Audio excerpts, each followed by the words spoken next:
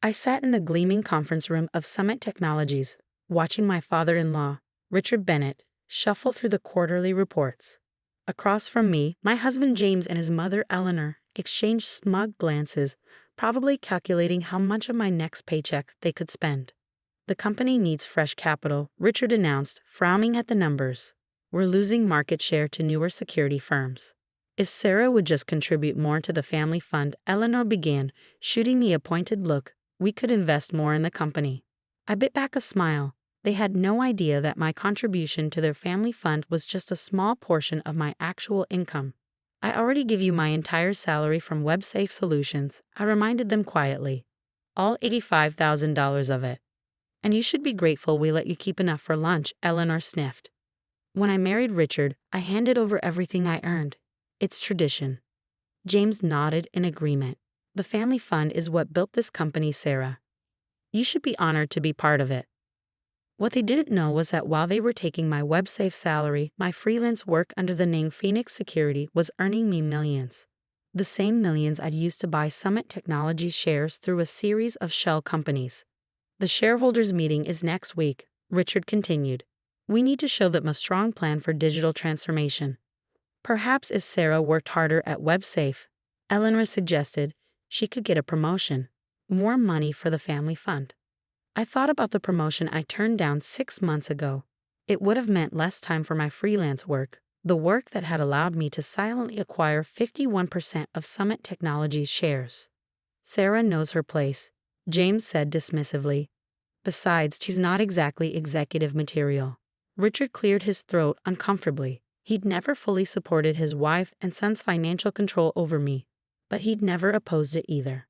Actually, I spoke up, I've been thinking about career advancement. Eleanor laughed sharply.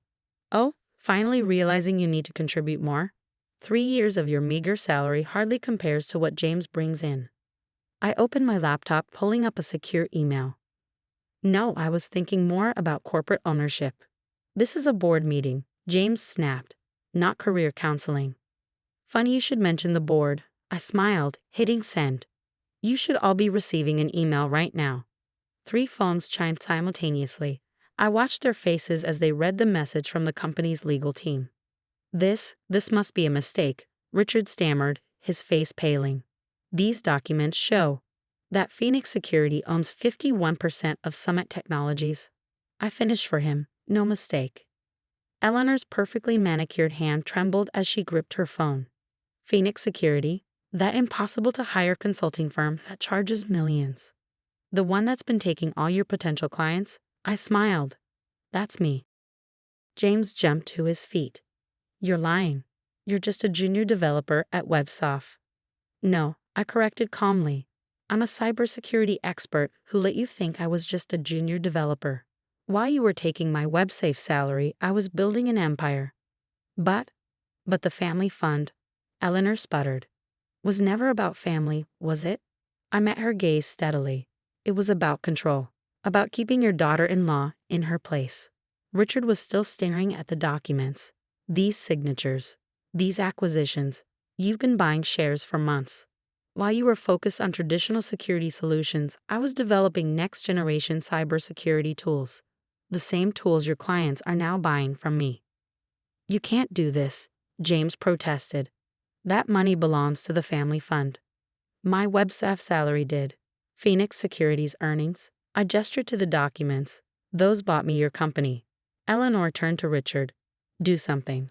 She can't just take over. Actually, Richard said slowly, studying the financial reports with new understanding she already has. These protocols she's implemented, they're years ahead of our current systems. The shareholders meeting next week, I continued, will be to announce the merger of Phoenix Security and Summit Technologies, under my leadership. You planned this, James accused. All those nights you were working late at WebSoft. I was building something of my own, something you couldn't take from me. Richard set down the reports, looking at me with what might have been respect. Why reveal yourself now? Because Summit Technologies has potential, real potential, but not under leadership that values tradition over talent. Eleanor stood up, straightening her designer jacket. The board won't stand for this. A woman with no real business experience. You mean the CEO of Phoenix Security? I interrupted. The firm that's been featured in every major tech magazine. That kind of experience. The room fell silent as the implications sank in. 3 years of their financial control, their condescension, their certainty that I was just a junior developer who needed to know her place. All of it shattered by the documents on their phones.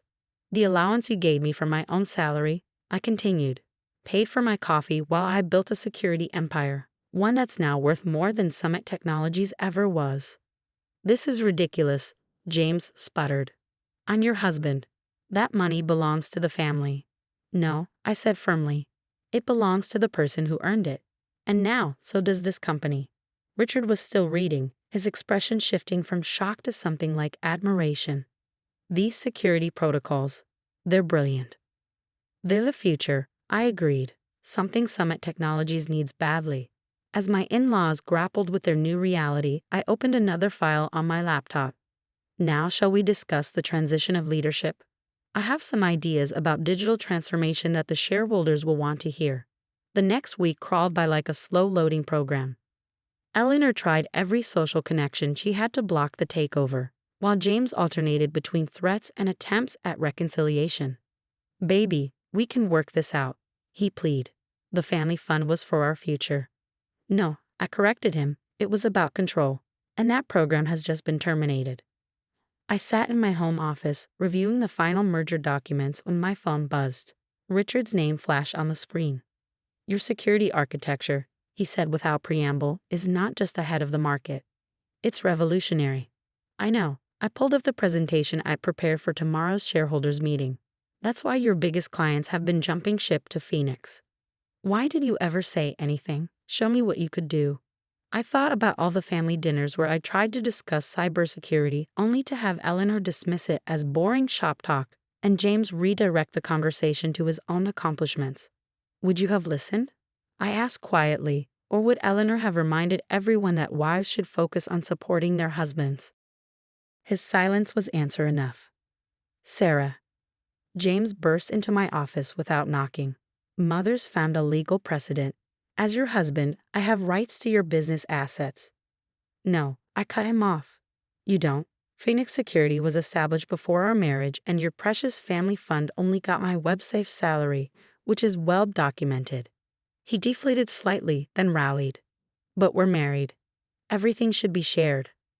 Like how you shared decision-making about my salary, I switched my phone to speaker mode.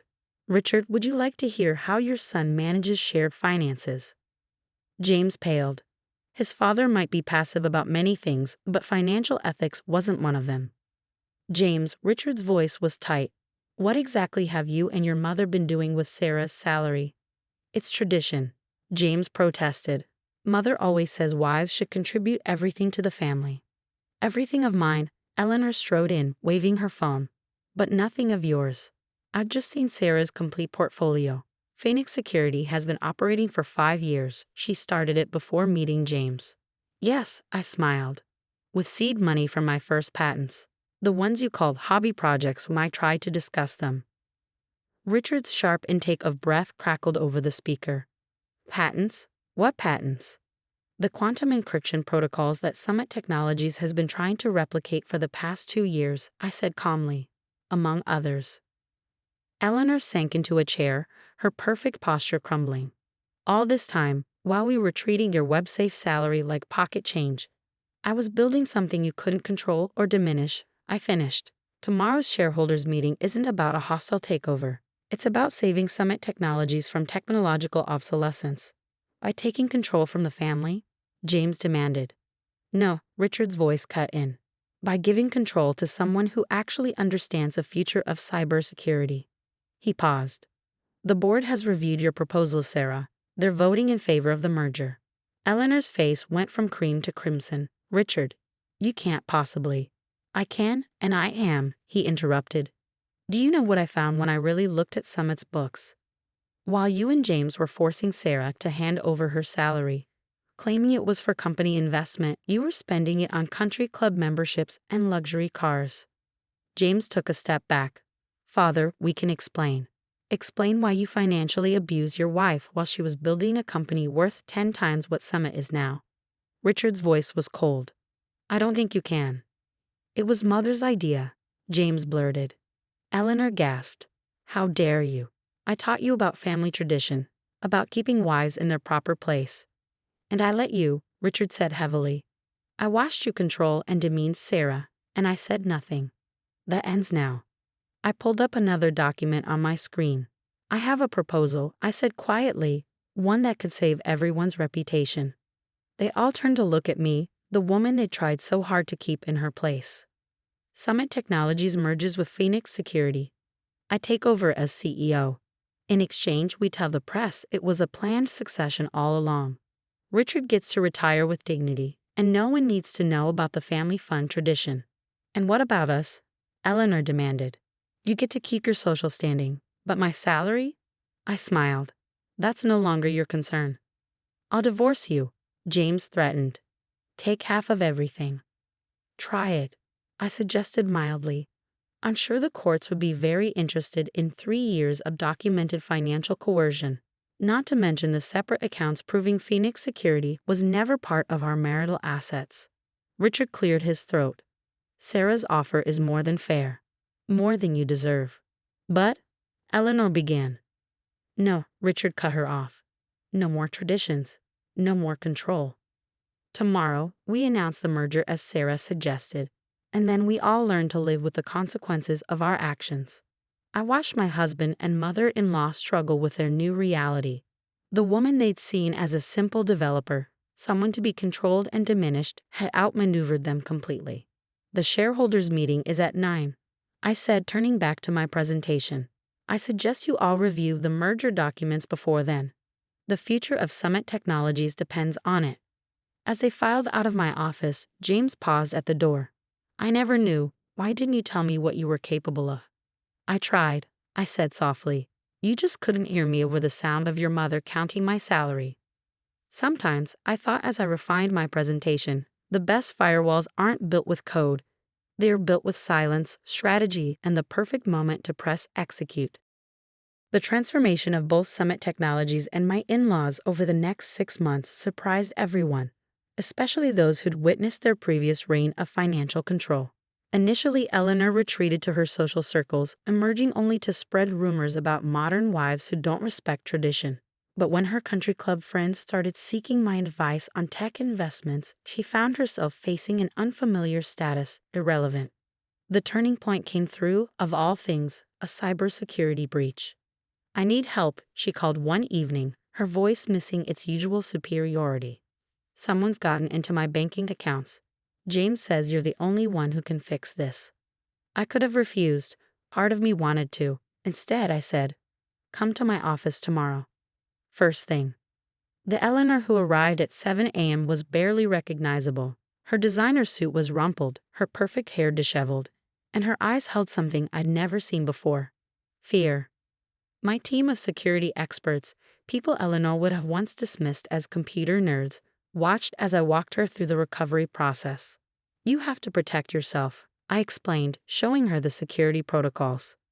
Trust has to be earned, just like respect.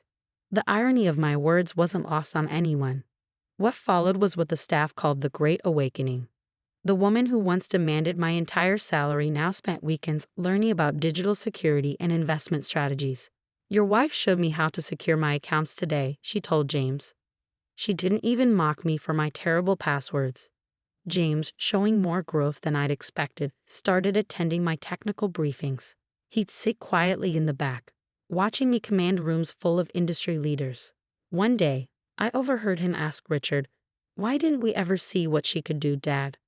Richard set down his tablet, hands trembling. Because we were too busy enforcing traditions to recognize innovation, he admitted softly. We were so focused on control that we missed the future standing right in front of us. Like when she tried to tell us about her patents. Yes, Richard whispered, your mother and I were so wrong. Control isn't leadership, it's just fear wearing a crown. The real breakthrough came during our first Women in Tech conference. A young developer presented her security solution, not fancy or complex, but brilliantly innovative. The old Eleanor would have dismissed her. The new Eleanor spent hours helping her connect with investors. "This is real progress," she said afterward, "not just in technology, but in how we treat people." Later that evening, as we closed the office, Eleanor lingered by my desk. "I've been thinking," she said quietly, "about our traditions." "Oh, yes. I'd like to start a mentorship program, teaching young women about finance and technology, helping them stand on their own." I studied her face, looking for any trace of her old controlling nature. Found none. "That's a generous idea," I said carefully, "but it would mean admitting you were wrong about women's roles." "Sometimes the best traditions are the ones we create ourselves," she replied, watching a female developer demonstrate her code to James. "I just wish I'd learned that sooner." James, who'd been pretending not to listen, joined us. For the first time ever, he looked at me with genuine admiration. "Will you help with the program?" Eleanor asked. "Better." I smiled. "We'll build it together and break plenty of outdated traditions along the way." I looked at them both uncertainly. If you're ready for that." They nodded, watching decades of toxic control dissolve like outdated code. As we left that night, James looked at the company logo. Now a merger of Summit and Phoenix. "Look at what you built, Sarah. Sometimes the best success stories come from being underestimated." "Yes," I agreed, watching Eleanor hold the door open for a young female intern. "And sometimes people change when they realize control isn't the same as respect." The office lights dimmed behind us, but the glow of transformation lit our path forward. In the end, it wasn't about money or revenge or even corporate success. It was about learning that true family traditions shouldn't cage people, they should help them soar. As Richard often says now, the best investments aren't in controlling others. They're in letting them show you who they really are.